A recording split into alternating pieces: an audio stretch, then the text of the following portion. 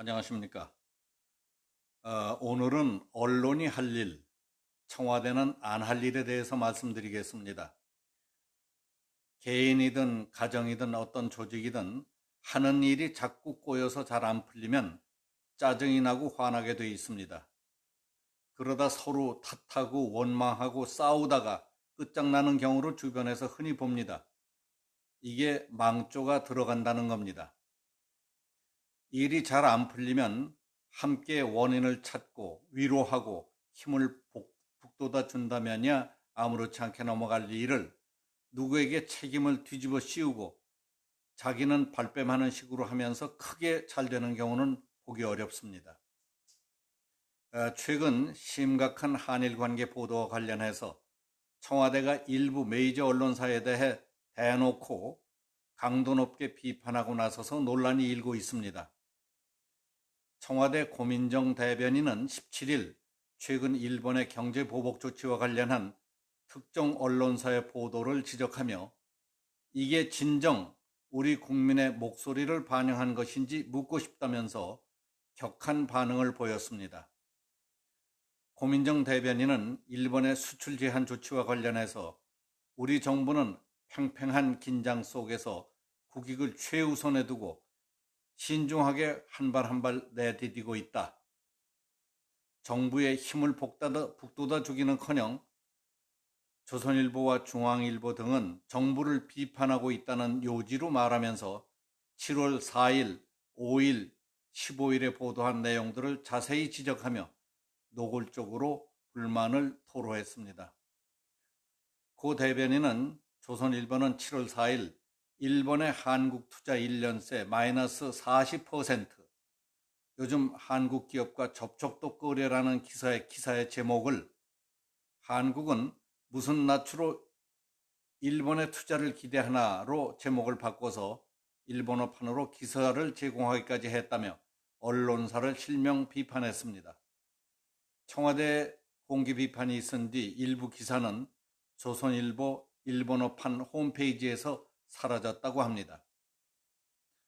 조국 민정수석도 페이스북 글에서 일본 내 혐한 감정의 고조를 부추기는 매국적 제목이라며 언론에 대한 강력 비판에 가세하고 나섰습니다. 이와 같은 일련의 움직임과 관련해서 보수 성향 언론에 대해 청와대 차원에서 조직적으로 대응에 나서는 것 아니냐, 언론의 자유가 위태롭다고 걱정하는 사람도 있습니다. 전에 없이 강경 대응으로 나오고 있는 일본의 태도는 1965년 한일 청구권 협정에 강제징용 피해자 배상 문제가 반영됐다고 최종 확인했던 당시 노무현 정부의 공식 입장을 문재인 정부가 깨버린 데서부터 시작됐습니다. 지금부터 14년 전인 2005년 8월 당시 노무현 정부는 강제징용 피해자 배상 문제를 검토하기 위해 민관공동위원회를 설치했습니다. 그리고 몇만 페이지에 달하는 자료를 면밀히 검토한 끝에 결론을 내렸습니다.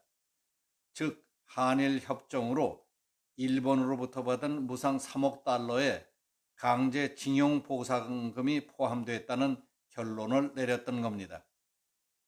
민간공동위원회에는 당시 청와대 문재인 민정수석이 정부위원으로 국무총리였던 이해찬 더불어민주당 대표가 위원장으로 참여했었습니다.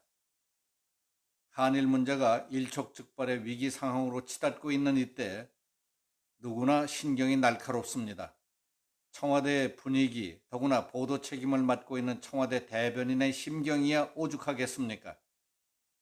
그러나 이런 때일수록 냉정을 잃어서는 안 됩니다.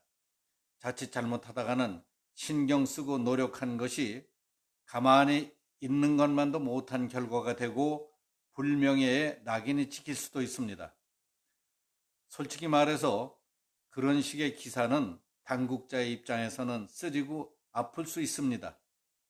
그러나 없는 것을 꾸며서 만든 허위가 아니라 사실을 사실대로 보도한 것이라고 봅니다. 그리하여 정부와 관계자들에게 경각심을 일깨우고 대책 마련에 참고하라는 측면에서 본다면 언론이 해야 할 일, 언론의 역할을 충실히 한 것입니다. 고민정은 대변인이 되면서 설득하고 대화하면서 국민과 정치, 대통령 사이에 가교 역할을 충실히 하는 대변인이 되도록 노력하겠다고 했습니다. 뜻했던 대로 제대로 하기 위해서는 말만 가지고 뜻만 가지고 되는 것이 아닙니다. 상대방을 설득시키기 위해서는 대화를 통한 상호 이해가 전제돼야 합니다. 화나는 일이 있어도 참고 상대방의 얘기와 의도를 충분히 경청하고 그래서 상호 이해하는 것부터 시작해야 합니다. 서로 터놓고 얘기하고 믿고 공감할 수 있는 라포가 형성되지 않는다면 속 깊은 대화가 불가능합니다. 더구나 갑의 입장에서 을을 몰아붙이듯이 한다거나 공격하는 식으로는 원만한 대화가 이루어질 수 없습니다. 상대를 설득시키기 위해서는 관련 이슈에 대한 충분한 정보, 자료, 지식이 있어야 하고 탄탄한 논리가 뒷받침돼야 합니다.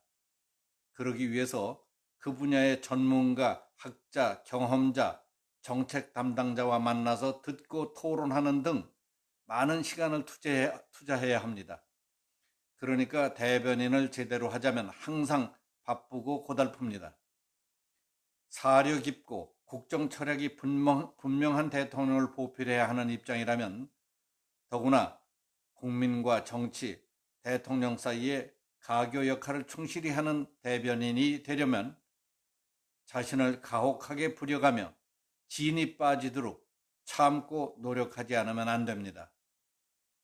청와대 정부 여당의 입장에서 듣기에 불편하고 섭섭한 기사를 썼다고 해서 언론사를 직접 거명하며 노골적으로 불쾌한 감정을 토로하는 고민정 대변인을 보며 순간적으로 딱하다는 생각이 들었습니다.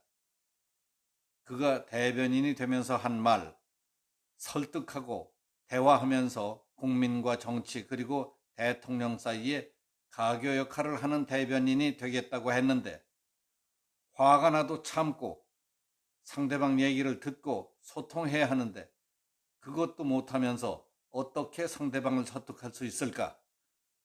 그리고 어떻게 대통령과의 가교 역할을 하겠다는 것인가? 이번 일은 언론은 해야 할 일을 했지만 청와대는 안 했어야 할 일을 했다는 생각이 듭니다. 오늘은 여기서 마치겠습니다. 감사합니다.